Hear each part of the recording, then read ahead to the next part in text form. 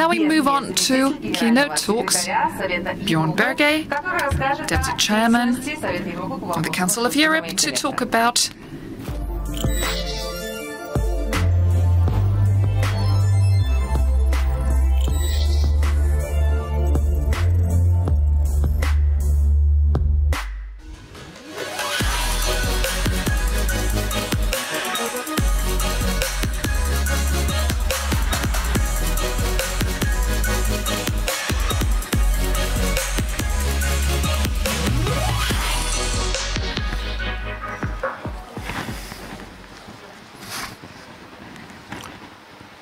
Good morning to you all, and it's great to be here in Moscow on this beautiful sunny day.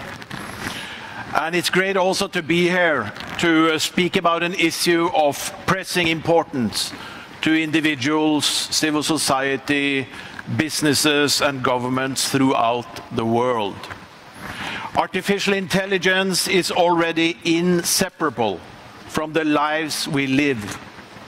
Whether we speak about algorithms or blockchains or predictive technology, these are innovations that now shape our everyday experiences.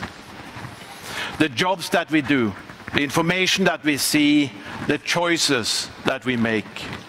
Behind all of these, artificial intelligence is guiding us. And in doing so, it can be a force for extraordinary good. The ongoing COVID-19 pandemic is a case in point.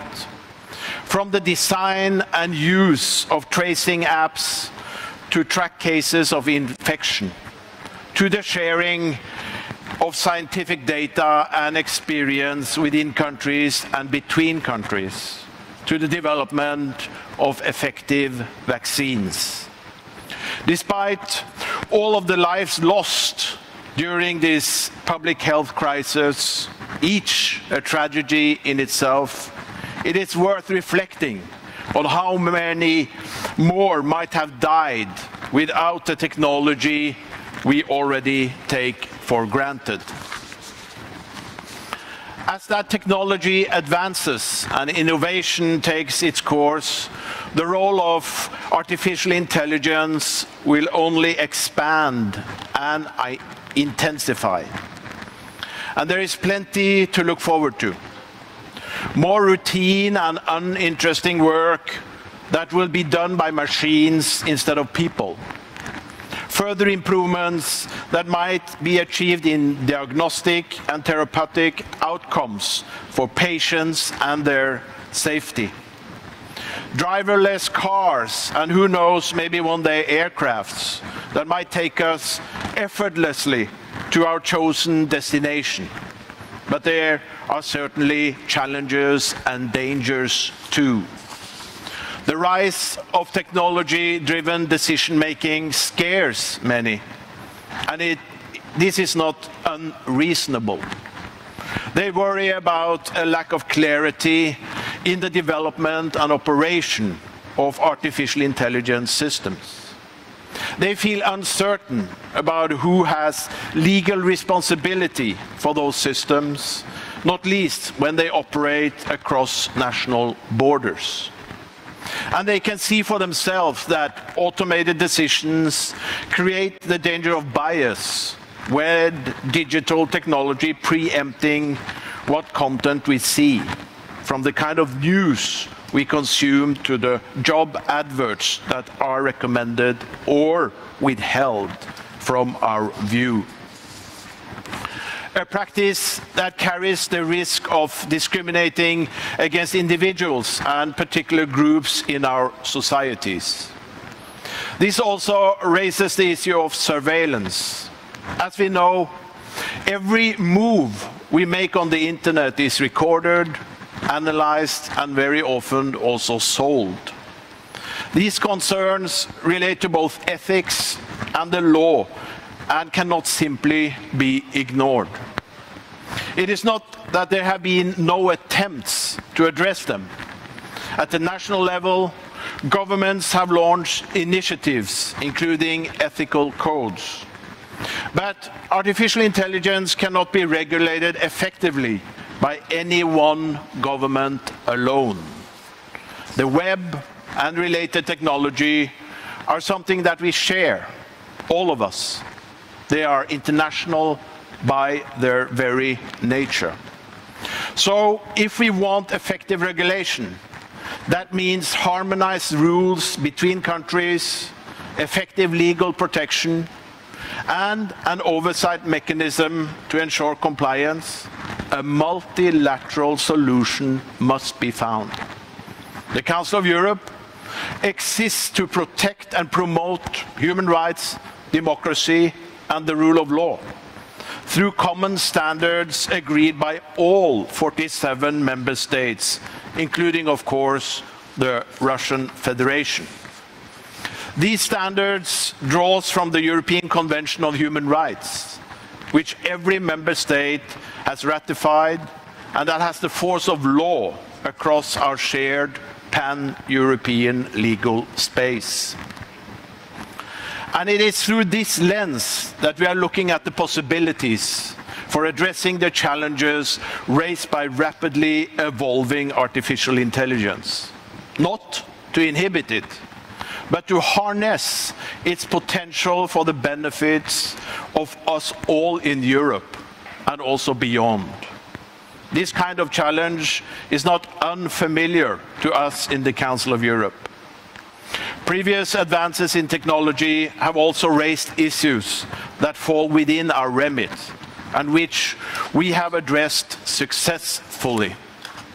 The increased volume and flow of personal data across frontiers undergoing automatic processing led to our Data Protection Convention, the first legally binding international instrument in its field. This convention protects individuals' privacy, and its states parties include every one of the 47 Council of Europe member states. Similarly, the invention and expansion of the Internet opened the virtual door to crimes committed online, with the victim and the perpetrator often in different jurisdictions. Our Budapest Convention on Cybercrime was designed to tackle this, and many refer to it as the international gold standard. Its new second additional protocol aims to further enhance cross-border cooperation and the disclosure of electronic evidence. So, artificial intelligence is the latest technological challenge with an ethical dimension, for which the Council of Europe has both the mandate and the expertise required for action. And when I say the Council of Europe, that means you, me, all of Europe. You may ask then, what should be done? Let there be no doubt. For us, this is a clear priority, I would say a strategic priority. And with our ad hoc committee on artificial intelligence, with experts from all our member states, we are taking a leading role. Currently, it is examining the potential elements of a legal framework for the development, design, and application of artificial intelligence, based on our human rights, democracy, and rule of law standards.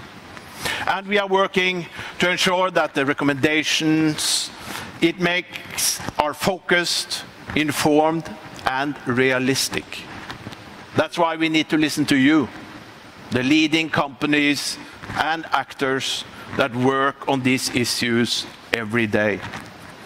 Something else that I want to highlight is the following. Last May, at our Hamburg ministerial session, European foreign ministers invited us to continue the work on artificial intelligence and to look at the range of potential outcomes for taking it forward.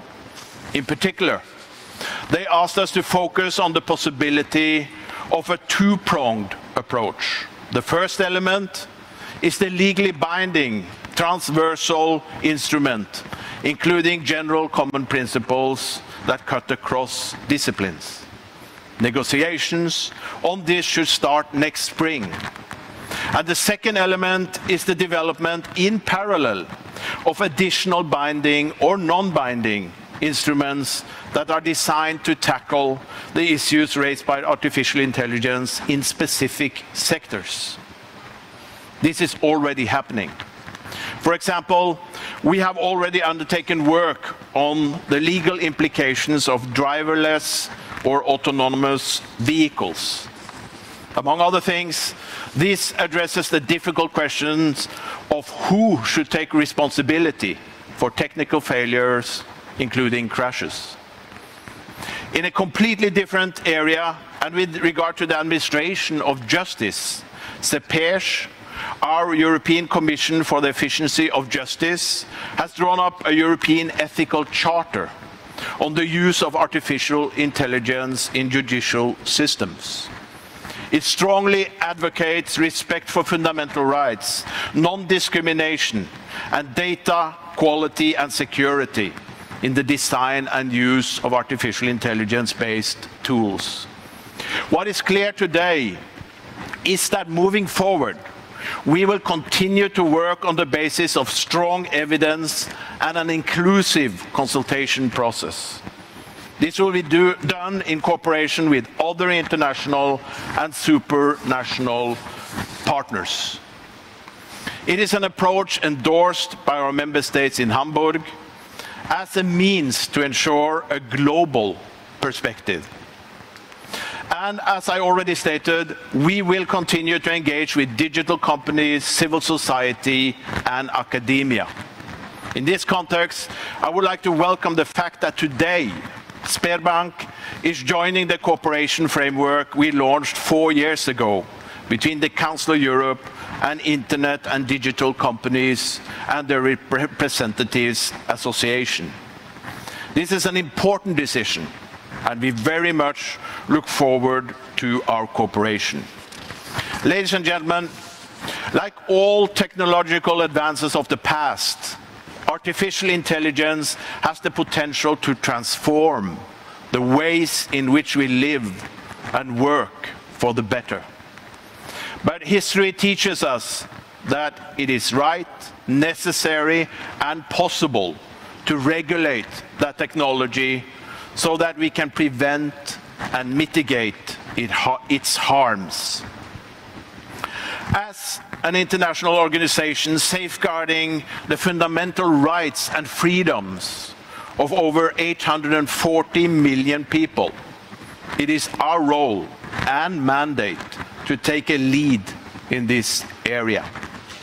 We are, of course, mindful of the impact that it may have on businesses, technology companies, and individuals, but we are determined that the rules should be to the benefit of all of us. It is only if we cooperate and work together we will be successful. Thank you very much for your attention.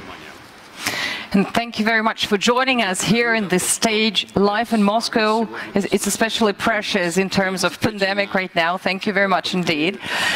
Mr. Berge, спасибо, что смогли присоединиться. Thank you very much, Mr. Berge. Many thanks and goodbye.